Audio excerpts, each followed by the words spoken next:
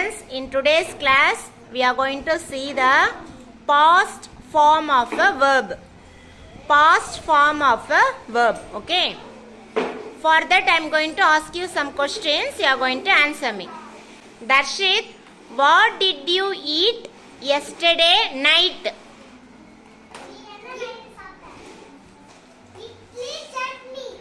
Okay, இட்லியும் சட்னியும் அவன் சாப்பிட்டான். நேற்று சாப்பிட்டானா? நான் நேற்று என்ன சாப்பிட்டீங்கன்னு கேட்குறேன்.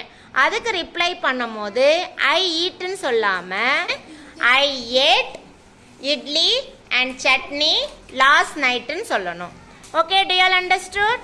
அப்போ ஈட்ன்றது present form of a verb. அதுக்குரிய பாஸ்ட் ஃபார்ம் வந்து ஏட். ஓகே, புரியுதா? எல்லாருக்கும் புரியுதா? Now we are going to see some past form of a verb. Listen to me carefully.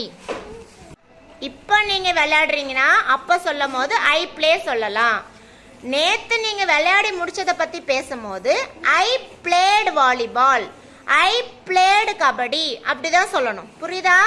அப்போ இப்போ சொல்லும் போது present form of the verb use பண்ணலாம். நேத்து நடந்து முடிஞ்சது, அதாவது எப்பயோ நடந்து முடிஞ்சது பத்தி சொல்லும் போது பிளேடு தான் சொல்லணும். ஓகே, புரியுதா? இப்போ நீங்க இந்த பாஸ்ட் ஃபார்ம் பார்க்கலாம். டேஸ்ட் வந்து பிரசன்ட் டென்ஸ், டேஸ்டட் வந்து பாஸ்ட் டென்ஸ். இப்போ ஒரு பையன் ஆப்பிள் சாப்பிட்டுட்டு இருக்கானா, நம்ம அது பிரசன்ட் ஃபார்ம்ல எப்படி சொல்லணும்னா ஈ taste apple.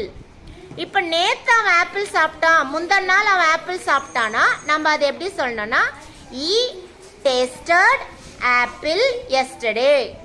He tasted apple the day before yesterday. புரிஞ்சுதா எல்லாருக்கும்? இந்த மாதிரி நடந்து முடிஞ்சது பத்தி சொல்லும் போது நம்ம அந்த வேர்போடைய பாஸ்ட் ஃபார்ம் யூஸ் பண்ணணும். இப்போ நடந்துட்டு இருக்கிறத பத்தி பேசும்போது தான் நம்ம ப்ரெசன்ட் ஃபார்ம் யூஸ் பண்ணணும். இப்போ இங்க கூட பாத்தீங்கன்னா இங்க கோ வென்ட்னு இருக்கு. கோனா இப்போ பண்றது, வென்ட்னா நடந்து முடிஞ்சது. I go to school.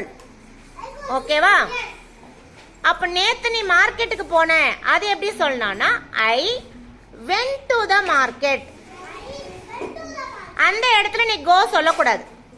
இப்ப நடக்கிறது மட்டும்தான் go சொல்லணும். நேத்து நீ மார்க்கெட்டுக்கு போனனும் போது I go to the market சொல்லக்கூடாது. அப்ப எப்படி சொல்லணும்? I went to the market. புரியுதா எல்லாருக்கும்?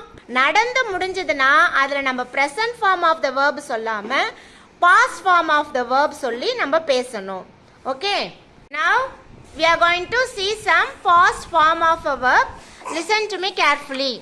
Go, went, sit, sat, see, saw, pluck, plucked, taste, tasted, come, came, do, did, run, ran, take, took, jump, jumped, walk, walked, play, played, thank, thanked, talk, talked, stop, stopped.